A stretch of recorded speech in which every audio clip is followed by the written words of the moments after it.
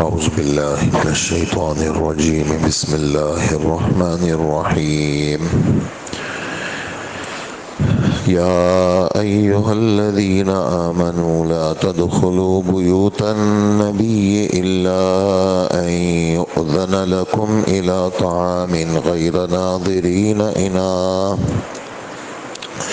ولكن إذا دعيتم فادخلوا فإذا طعمتم فانتشروا ولا مستأنسين لحديث إن ذلكم كان يؤذي النبي فيستحيي منكم والله لا يستحيي من الحق وإذا سألتموهن متاعا فاسألوهن من وراء حجاب ذلكم أطهر لقلوبكم وقلوبهن وما كان لكم أن تؤذوا رسول الله ولا أن تنكحوا أزواجه من بعده أبدا إن ذلكم كان عند الله عظيما إن تبدوا شيئا أو تخفوه فإن الله كان بكل شيء عليما صدق اللہ العظیم۔ 22ویں پارے کا چوتھا رکوع شروع ہوا اور سورہ احزاب کی آیت نمبر 53 اور 54 کی تلاوت کی گئی۔ آیت کا ترجمہ ہے کہ اے ایمان والو، نبی کے گھروں میں بغیر اجازت داخل نہ ہو، الا یہ کہ تمہیں کھانے پر آنے کی اجازت دی جائے، اور وہ بھی اس طرح کہ تم اس کھانے کی تیاری کے انتظار میں نہ بیٹھے رہو، لیکن جب تمہیں دعوت دی جائے تو پھر چلے جاؤ، اور جب کھانا کھا چکو تو اپنے اپنے راستے پہ چلو، یعنی واپس ہو جاؤ، اور باتوں میں جی لگا کر کے نہ بیٹھو۔ حقیقت یہ ہے کہ اس بات سے نبی صلی اللہ علیہ وسلم کو تکلیف پہنچتی ہے، اور وہ تم سے کہتے ہوئے شرماتے ہیں، اور اللہ جل جلالہ حق بات میں کسی سے نہیں شرماتا۔ اور جب تمہیں نبی کی بیویوں سے کچھ مانگنا ہو تو پردے کے پیچھے سے مانگو، یہ طریقہ تمہارے دلوں کو بھی اور ان کے دلوں کو بھی زیادہ پاکیزہ رکھنے کا ذریعہ ہوگا، اور تمہارے لیے یہ بات جائز نہیں ہے کہ تم نبی کو تکلیف پہنچاؤ، اور یہ بھی جائز نہیں ہے کہ ان کے بعد ان کی بیویوں سے کبھی بھی نکاح کرو۔ یہ اللہ کے نزدیک بڑی سنگین بات ہے۔ چاہیے کہ تم کسی قسم کی کوئی بات تم چاہے ظاہر کرو یا اس بات کو چھپاؤ، اللہ جل جلالہ ہر چیز کا پورا علم رکھنے والا ہے۔ یہ ان دو آیتوں کا ترجمہ ہے، اور ان آیتوں میں کچھ واقعات ایسے ہوئے جس کی وجہ سے ہمارے رب نے یہ آیتیں نازل کی۔ اگرچہ واقعہ تو خاص ہیں، لیکن عمومی ہدایات قیامت تک کے لیے ہمارے رب نے دی ہے، اور بنیاد نبی کا گھر بنا، نبی کی گھر والیاں بنی، لیکن قیامت تک کے مسلمانوں کے لیے آداب کا بیان ہوا کہ مہمان کے آداب بیان ہوئے کہ مہمان کے لیے سب سے پہلے تب جانا چاہیے کہ جب اس کو دعوت دی جائے، بغیر دعوت کے، جس کو ہمارے اردو میں توفیلی کہتے ہیں، جانے کی اجازت نہیں ہے۔ اور آپ صلی اللہ علیہ وآلہ وسلم ایسے کے بارے میں فرماتے ہیں، دخل سارقا وخرج مغیرا۔ یہ جو توفیلی ہوتا ہے جس کو دعوت نہیں دیتے، یہ چور بن کے جاتا ہے اور ڈاکو بن کے نکلتا ہے۔ بہت سارے لوگوں کو دعوت نہیں ہوتی، اور لیکن کوئی روک بھی نہیں سکتا۔ ایسا تو نہیں ہوتا کہ حال پہ کوئی بندہ کھڑا ہو، بھئی آپ بتاؤ آپ کا کیا نام ہے اور آپ اپنا کارڈ چیک کراؤ، ایسا کوئی بھی نہیں ہوتا، اور بہت سارے لوگ ویسے ہی آ جاتے ہیں۔ تو یہ حرام ہے اس طرح جانا، اس لیے کہ اجازت نہیں ہے اور آپ جا رہے ہیں کسی کا کھانا۔ ایک یہ ہے کہ خیرات ٹائپ کی کوئی چیز ہے، ہر ایک بندہ آئے، مالدار بھی آئے، غریب بھی آئے۔ ایک یہ ہے کہ بھائی میں دعوت دی ہے اور میں آپ کو دعوت ملی ہے، نہیں جی مجھے دعوت نہیں ملی، تو آپ کیوں آئے ہیں؟ کسی کے کھانے پر، کسی کے کھانے پر، اس لیے کہ ہر آدمی جب بھی کوئی دعوت کرتا ہے، خاص کر شادیوں کے معاملات میں، کتنے لوگ سوچتے ہیں اس کے لیے، اور لوگوں کا انتخاب کرتے ہیں اور افراد کا انتخاب کرتے ہیں، پکانے والوں کو کہتے ہیں کہ بھئی اتنے افراد ہوں گے۔ پھر میں گیا اور میں نے اپنے ساتھ 4 بچے بھی لے گیا، تو انہوں نے مجھے بچوں کی دعوت تو ہی نہیں دی۔ بچوں اگرچہ لوگ وافر مقدار میں پکاتے ہیں، نہیں کم ہوتا، لیکن مجھے تو بچوں کا کہا بھی نہیں، میں کیوں اپنے ساتھ بچوں کو لے گیا؟ اس سلسلے میں حضور صلی اللہ علیہ وآلہ وسلم کی ہدایات ہیں باقاعدہ۔ مدینہ منورہ میں ایک صاحب تھے اور گوشت کا کام کرتے تھے، تو وہ آئے آپ کی خدمت میں، اللہ کے رسول آپ ہوں اور آپ کے ساتھ 2 سے 3 بندے ہوں، بس 5ویں آپ ہوں، بس 4 اور ہوں، 5ویں آپ۔ تو آپ چل پڑے۔ اب اتنے میں ایک اور ساتھ ہو گئے، جیسے ہوتے ہیں مطلب ملاقات، وہ بھی چل پڑے۔ تو جب وہ چل پڑے تو وہاں جب پہنچے تو آپ نے اس شخص سے کہا جو مضیف تھا، یعنی میزبان تھا، دعوت دینے والا تھا، کہ آپ نے تو ہمیں دعوت دی ہے، یہ جو آدمی ہے یہ ہمارے ساتھ ویسے ہی چل گئے ہیں، تو اگر آپ اجازت دیتے ہیں تو ہم ان کو بھی ساتھ لے لیں۔ تو انہوں نے اجازت دے دی، پھر آپ نے ان کو ساتھ لیا۔ تو اس سلسلے میں یہ ہدایات ہیں کہ جہاں دعوت نہیں ہے وہاں آدمی کو نہیں جانا چاہیے، تو فعلی نہیں بننا چاہیے، اور اگر کہیں سے کوئی آپ کے ساتھ ہو جائے اور آپ کا کوئی بہت ہی خصوصی ہے تو سامنے والے سے اجازت لے لیں۔ اجازت کے بغیر کسی کے کھانے میں نہیں جانا چاہیے، یہ ہم آئے دن مشاہدہ کرتے ہیں، بغیر اجازت کے لوگ دعوتوں میں جاتے ہیں، جو کہ ٹھیک نہیں ہے، پوری فیملیوں کو لے جاتے ہیں، جو کہ غلط ہے۔ اس لیے جہاں دعوت ملے، اول تو دعوت کا قبول کرنا، یہ بھی ایک الگ بات ہے، پورا موضوع ہے یہ، کہ بھئی دعوت کو قبول کیا جائے، یہ مسلمان کا حق ہے۔ لیکن بقول مولانا تقی عثمانی صاحب دامت برکاتہم کے، وہ فرماتے ہیں کہ آج کل کی دعوتیں نہیں ہیں بلکہ عداوت ہے، یعنی دشمنی ہے۔ آپ نے وقت دیا ہے 9 بجے کا، 9:30 بجے کا، اور وہ مصیبت بن جاتی ہے 12 بجے تک، اور 12 بجے آدمی کھانا کھاتا ہے، پھر لوٹتے اس کو بن جاتے ہیں 1:30 پونے 2 بجے، اور اس کے سارا اگلا دن جو ہے وہ سب گیا۔ دیر سے کھانا اس نے کھایا، پھر سونے میں اس کے لیے مسئلہ، پھر اٹھنے میں اس کے لیے مسئلہ۔ اچھا اگر نہ جائیں آپ تو پھر ہمیشہ کے لیے بائیکاٹ ہے جی، یہ ہمارے ہاں دعوت میں نہیں آئے، انہوں نے ہماری دعوت کو ٹکرایا۔ تو یہ دعوت نہیں ہوتی بلکہ یہ عداوت ہوتی ہے، آدمی کے لیے مصیبت بن جاتی ہے۔ تو ایک بات تو اس سبق کی یہ ہوئی کہ کہیں پر اگر جانا ہے تو دعوت ہے تو جانا چاہیے، دعوت ہے نہیں ہے پھر نہیں جانا چاہیے۔ اس لیے وہاں جانا چاہیے جہاں کوئی خیرات قسم کے، آ جاؤ بھی سارے ہی آ جاؤ، دعوت ہے آ جائیں، امیر غریب چھوٹا بڑا، بس جب تک کھانا چلے گا آپ لوگ بھی کھانا کھا لیں، جب ختم ہو جائے گا بس ختم ہو جائے گا۔ ایک یہ ہے کہ ہم نے کارڈ دیا ہے، ہم نے اس کو پیغام دیا ہے، ہم نے افراد بتائے ہیں کہ جیسے کہتے ہیں نا آپ کی پوری فیملی آ جائے، تو ہم نے چونکہ آپ کی فیملی کو ہم جانتے ہیں کہ آپ کے گھر میں اتنے لوگ ہیں، جبھی تو ہم نے فیملی لکھا ہے آپ کے ساتھ۔ اور کہیں پر اگر فیملی نہیں جانتے یا فیملی بہت بڑی ہے، 15 لوگ ہیں گھر کے اندر، تو پھر لوگ بالکل محدود کر لیتے ہیں کہ جی آپ کے گھر سے 3 لوگ آ جائیں، آپ کے گھر سے 2 لوگ آ جائیں، آپ کے گھر سے 4 لوگ آ جائیں۔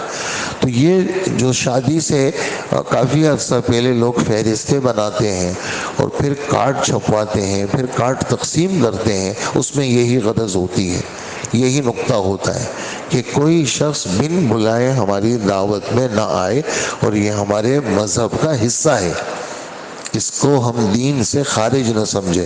تو ایک تو اجازت ہے، دوسرا اس زمانے میں جیسے آج بھی غریب علاقوں میں، غریب گھرانوں میں یا گاؤں دیہات میں گھروں کو فارغ کرتے ہیں، گھروں کو فارغ کرتے ہیں. گھر جی ہمارے گھر میں اتنی گنجائش ہی نہیں ہے, 2 کمرے تو ہیں ہمارے, ایک کمرے کو ہم نے فارغ کیا, ایک کمرے میں 10 لوگ آئیں گے.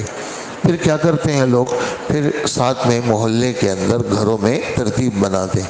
بعض لوگ گلیوں میں ٹینٹ لگا لیتے ہیں, آپ دیکھتے ہوں گے کہ بھئی ٹینٹ لگا لے. اس میں بھی مسئلہ یہ ہے کہ کنڈے کی بجلی نہ ہو, ہاں کنڈے کی بجلی نہ ہو, حرام بجلی نہ ہو, اجازت لے کر کے اس کو استعمال کیا جائے. پھر گلی ایسی گلی ہو جو بالکل عمومی گلی ہو, ٹریفک چلنے والی گلی ہو, کوئی اس کا متبادل راستہ نہ ہو, تو ایسی گلی کو بلاک کرنا یہ تو کسی صورت میں بھی ٹھیک نہیں ہے. آنے جانے والوں کو تکلیف ہو, یہ کافی ساری باتیں ہمارے دین کے ساتھ لگتی ہیں یہ باتیں. تو خیر اس زمانے کے اندر جو ایسا ہوتا تھا تو زنانہ مکان کے اندر لوگ بیٹھتے تھے. تو اس کے لیے ہدایات یہ ہے کہ ایک تو اجازت ہو, دوسرا یہ ہے کہ ابھی کھانا پکا نہیں ہے, مثال کے طور پر جیسے کھانا 12:30 بجے ملے گا. عام ہمارے ہاں جی کھانا کھاتے ہیں دوپہر کا, مثال دے رہا ہوں آپ کو, یہ 12:30 بجے کھانا ملے گا. اب بندہ 10 بجے سے آکے بیٹھ گیا, تو یہ فرمائے کہ تم اس کے پکنے کا انتظار نہیں کرنا کہ وہاں بیٹھ گئے تم 3-4 گھنٹے اور تم وہاں اس کے پکنے کا انتظار کر رہے ہو, ایسا مت کرو. پھر فرمایا کہ ایک تو وقت پہ جانا, دوسرا یہ ہے کہ وقت ختم یعنی کھانا کھا لیا تم نے, اب وہاں بیٹھ کر کے تم گپے لگا رہے ہو. یہی بات یہاں بعض حالوں میں بھی ہوتی ہے. افراد کی گنجائش کے حساب سے ایک تو یہ ہے کہ ہم نے اکٹھا ایک وقت میں کھانا شروع کیا, اور ہم نے جتنے مہمانوں کا کہا تھا اتنے مہمان آ گئے, ہم نے کھانا شروع کر دیا. ایک یہ کہ حال چھوٹا ہے اور ہم یہ چاہتے ہیں کہ لوگ آتے جائیں اور جاتے جائیں تاکہ ہمارے مہمان مثال کے طور پر 700 ہیں اور گنجائش بیٹھنے کی 500 کی ہے. تو ہم نے کھانا شروع کر لیا اس لیے کہ مہمانوں کے آتے آتے جو ہے وہ وقت لگے گا, تاکہ یہ جو لوگ 200 لوگ جو باقی ہیں یہ لوگ جو ہے وہ یعنی آہستہ آہستہ یہ لوگ نکلتے جائیں اور باقی وہ 200 کی گنجائش بنتی جائے. ایک یہ ہے کہ آگے ٹیبل پہ بیٹھ کے اب گپیں لگ رہی ہیں, کاروباری ساری باتیں وہیں کرنی ہے, اس لیے کہ اب تو آئندہ ملاقات اس طرح کی ملاقات ہمارے لیے ہوگی نہیں. تو اس لیے جو ہے وہ یہ ارشاد فرمایا کہ جب تم کھانا کھا چکو تو چلے جایا کرو, وہاں بیٹھ کر کے گپے مت لگاؤ.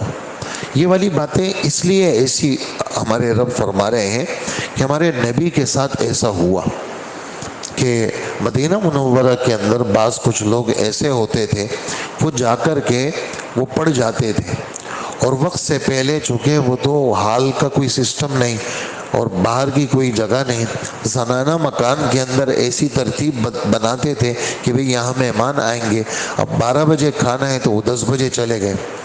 تو منع فرمایا ایسا مت کریں. خود حضرت انس رضی اللہ عنہ فرماتے ہیں کہ میں اس کو کہتے ہیں آیت حجاب, پردے والی آیت.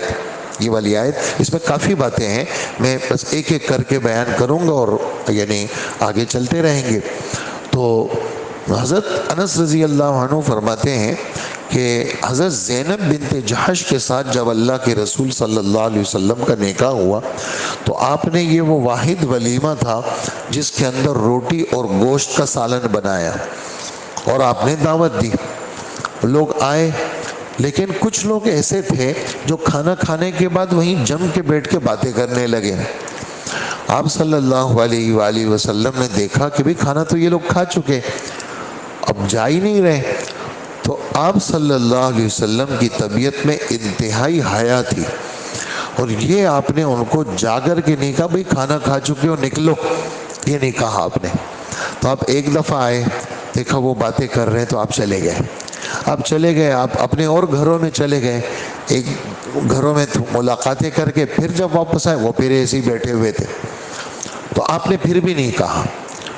اس کے بعد یہ حضرت انس فرماتے ہیں میں تو وہیں تھا اور میں تو خدمت میں تھا, میں تو اللہ کے رسول کے گھر کا آدمی تھا, 10 سال میں نے خدمت کی, بس تھوڑی دیر میں یہ والی آیت نازل ہو گئی.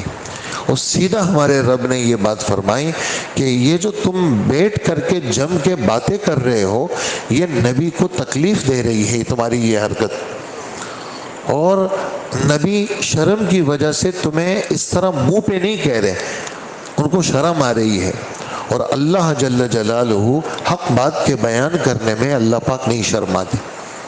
اس میں ایک نکتہ لکھا ہے ہمارے مفسرین حضرات نے کہ اس میں دیکھیں کہ مہمان کا کتنا بڑا حق بیان کیا کہ مہمان کو عزت دی جائے، مہمان کو، اور اللہ کا فضل ہے ہم دیکھتے ہیں لوگوں کو، ہمارے ہاں جو کھانے ہوتے ہیں یا ولیمہ ہوتا ہے یا گھروں میں کوئی جاتا ہے، ہمارے ہاں گھروں میں مستورات ہوئی تو وہ عورتوں کا بہت خیال رکھتی ہیں، ہمارے جو مرد ہیں وہ مردوں کا خیال رکھتے ہیں، بار بار جاتے ہیں، چاہے ادنا آدمی ہو اعلیٰ آدمی ہو، لوگ جا کر کے ان سے پوچھتے ہیں، ان کو عزت دیتے ہیں۔ تو یہ مہمان کو عزت دینا یہ بہت بڑی بات ہے، یہ اللہ کے رسول صلی اللہ علیہ وسلم کی اعلیٰ قسم کی سنت۔ اور پھر آپ صلی اللہ علیہ وسلم فرماتے ہیں من السنت، یہ میری خاص سنت ہے کہ جب مہمان کو رخصت کرو تو دروازے تک رخصت کرو، ان یودع الرجل ضیفہ الی بابہ، کہ اپنے مہمان کو رخصت کرو تو دروازے تک جاؤ، مہمان کی عزت ہے۔ تو اس میں مہمان کی عزت۔ پھر دوسری بات، مہمان جو آپ نے دعوت دی ہے تو مہمان کسی کا حق نہیں کھاتا، مہمان تو اپنا نصیب کھاتا ہے جو اس کے حصے میں اللہ نے لکھا ہوا ہوتا ہے، لیکن اس صاحب خانہ کے گھر سے مشکلات، پریشانیاں، بے چینیاں، پتہ نہیں کتنی بیماریاں ہوتی ہیں جو کسی چیز سے نہیں جاتی، وہ صرف مہمان کو کھانا کھلانے سے جائے گی کہ آپ نے مہمان نوازی کی اور مہمان کے آمد کی وجہ سے اس نے دعا دے دی تمہیں، اور بس تمہارے گھر سے تمہارے حالات ٹھیک ہو گئے۔ اس لیے حضور صلی اللہ علیہ وآلہ وسلم کی ہدایات ہے کہ جن گھروں سے لوگوں کو کھانا کھلایا جاتا ہے، حضرت شیخ نے یہ حدیث فضائل صدقات میں لکھی ہے اور مشکات میں یہ حدیث موجود ہے کہ جس گھر سے لوگوں کو کھانا کھلایا جاتا ہے، خیر اس گھر کی طرف اتنی تیزی کے ساتھ چلتا ہے جیسے کہ تیز چھری اونٹ کے کوہان میں چلتی ہے۔ اونٹ کا کوہان کیا ہے؟ اس میں تو چربی ہوتی ہے ساری، تو گوشت کے اندر تو پھر بھی چھری کو تکلیف ہوتی ہے، اس لیے کہ گوشت کٹنا مشکل کام ہے، لیکن چربی تو بالکل مائع سی چیز ہوتی ہے، ہلکا سا آپ نے لے لیا اور چولہے پہ رکھ دیا تو پگھل جاتی ہے، تو چھری آپ نے یوں چربی پہ رکھی تو ایک دم چھری نیچے چلی جائے گی۔ جو جتنی تیزی کے ساتھ چھری اونٹ کے کوہان میں چلتی ہے، ایسا ہی خیر اس گھر کی طرف چلتا ہے جس گھر سے لوگوں کو کھانا کھلایا جاتا ہے۔ اور ہدایات ہیں یہ، اطعموا الطعام وصلوا الارحام وصلوا باللیل والناس نیام تدخلوا الجنۃ بسلام، کہ لوگوں کو کھانا کھلاؤ اور صلہ رحمی کیا کرو اور رات کے وقت میں نماز پڑھا کرو، جنت میں سلامتی کے ساتھ داخل ہو جاؤ گے۔ تو کھانا کھلانے کی وہ کیا ہے، یعنی ایک ترغیب ہے ہمارے نبی کی۔ تو آپ کو شرم آئی، حضرت انس فرماتے ہیں تو اللہ جل جلالہ نے یہ والی آیت نازل فرمائی کہ اللہ پاک حق بات کے بتانے سے نہیں شرماتے۔ تو اسی پر آج ہم اپنا سبق، اس آیت میں 3 احکامات ہیں، وہ انشاءاللہ باقی اگلے دروس میں بیان ہوں گے۔ ایک حکم بیان کیا آج کہ مہمان کی مہمان نوازی، مہمان کے آداب، میزبان کے آداب جو اس وقت سامنے آئے، ورنہ اس پر تو کتابیں لکھی ہوئی ہیں، یعنی بڑے لمبے مضامین ہیں۔ ہم نے چھوٹی چھوٹی باتیں جو ہماری اس آیت کے ساتھ لگ رہی تھی احادیث کی روشنی میں آپ کی خدمت میں ہم نے پیش کی۔ اللہ پاک اپنے دربار میں اس کو قبول فرمائے اور ہمیں عمل کی توفیق عطا فرمائے۔ الحمدللہ رب العالمین، والصلاة والسلام علی نبینا محمد وآلہ واصحابہ اجمعین۔ اے اللہ ہمارے گناہوں کو معاف فرما، اے اللہ ہماری مغفرت فرما۔ اللہ جو آسمانی باتیں بیان ہوئی ہمیں عمل کی توفیق عطا فرما، صحیح علم ہمیں عطا فرما، اس پر عمل عطا فرما۔ ان باتوں کو آگے پہنچانے والا بنا۔ اے اللہ ان باتوں کو آگے پہنچانے والا بنا۔ یا اللہ آسمانی باتیں، یا اللہ آسمانی باتوں کا صحیح علم دن بدن ہمیں نصیب فرما، اور اس پر عمل کا ہمیں مزاج عطا فرما۔ اے اللہ عافیت عطا فرما۔ آپ ہم سب کے لیے کافی ہو جا، اور آپ ہم سب کے سارے کاموں کو بنا دیجیے۔ حسبنا اللہ و نعم الوکیل، نعم المولا و نعم النصیر، غفرانک ربنا و الیک المصیر۔ حسبنا اللہ و نعم الوکیل، نعم المولا و نعم النصیر، غفرانک ربنا و الیک المصیر۔ وصلی اللہ وسلم علی نبینا محمد وآلہ واصحابہ و امتہ اجمعین، آمین برحمتک یا ارحم الراحمین۔